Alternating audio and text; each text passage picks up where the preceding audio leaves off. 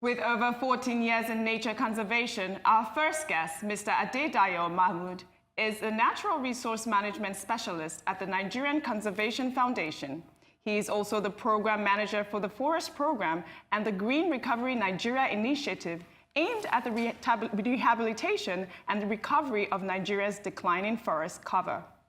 He is here to discuss the conservation of the mangrove ecosystem in Nigeria. Mr. Adebayo, welcome to the morning show. Good morning. Thank you for joining us today. So in regards to the forest cover, I know that the FAO encourages every country to have at least 25%.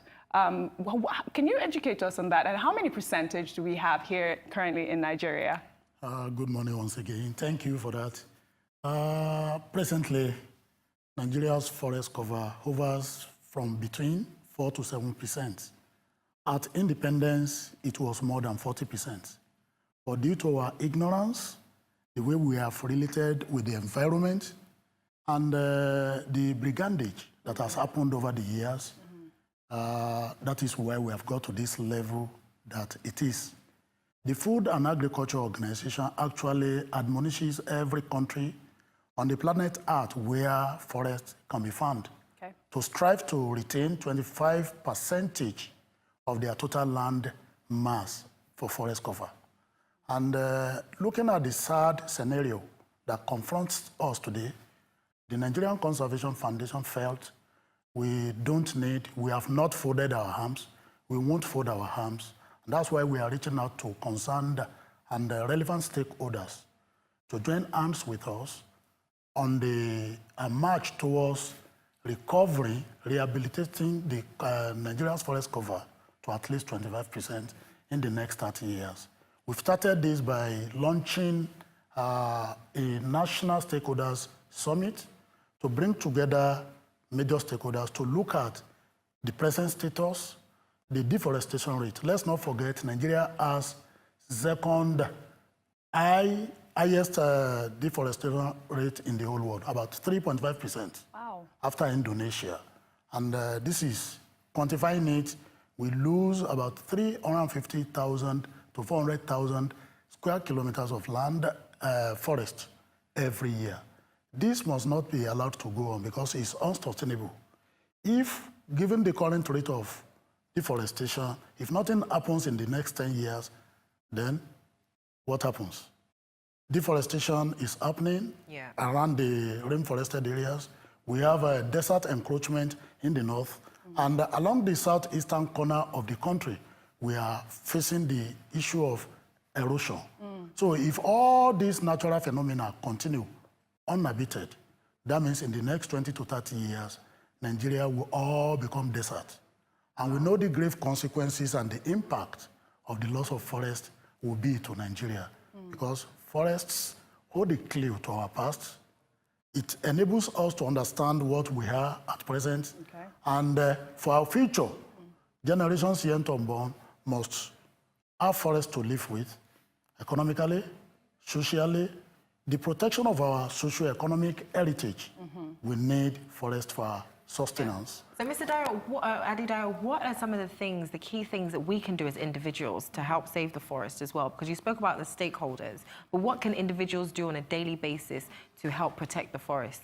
That is why we are talking to people, wherever we find them, on the need for them to appreciate, particularly mangroves, that is subject of our discourse today. And you know, mangroves, people have come to live in them. They derive economic benefits, and also the ecological functions mangrove actually provide. We talked about ozone surge, the storm, the flood, everything. They are the natural barrier that shields the hinterland from the ozone, the effect and impact of ozone surges and things like that. Also, when we talk about fisheries, the fisheries industry relies so much on mangrove ecosystem. That is the breeding ground for the fishes, and also the important that are threatened, the marine resources that we have all over the world. We have them plenty in the mangroves, and that is why we say mangroves are biologically important to human existence. And when we raise people's awareness, we want them to appreciate the roles and the values of mangroves wherever they are, so that they can appreciate what they can do and know the impacts of our action and inaction when we consciously and unconsciously allow these precious God's gift to go extinct. So now you touched on unconsciously. What are some of the things that we are doing to actually destroy these mangroves? Actually, people must find a way to do their business. Okay. People must find a way to relate to the environment. And let's not forget, there is a connection between poverty and environmental degradation, particularly mangrove destruction. Yes. In this case, the poor have the tendency to go and look for their means of sustenance. Okay. That is why we need to do more in terms of environmental education, in terms of policy drive, in terms of empowering the necessary institutions, and in terms of bringing people together to appreciate what we have so that we don't lose them. And one of the many threats that face our mangrove ecosystems are, one, oil and gas exploration. Okay. You know, Nigeria's oil and gas industries are majorly carried out in the mangroves. And spillage, illegal refinery, illegal activities, other unsustainable activities, they are threatening their existence. Also, people look and think that industrialization must be embraced. We are not saying that people should not develop, but we must balance the development with natural resources that we have. Okay. The natural carrying capacity must be sustained within the ecological equilibrium.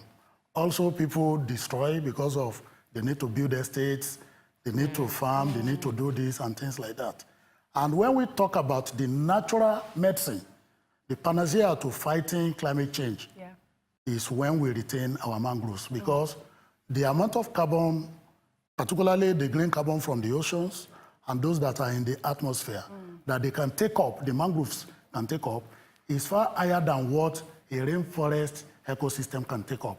And that is why we need mangroves for our continued survival and sustenance. Yeah, and there's also this rapid increase in Nigeria of our population. How is this also affecting mangroves? You know, I mentioned earlier that our mangroves, they are under untold pressures. They are stressed. And let's not forget that there is what we call ecological equilibrium as well.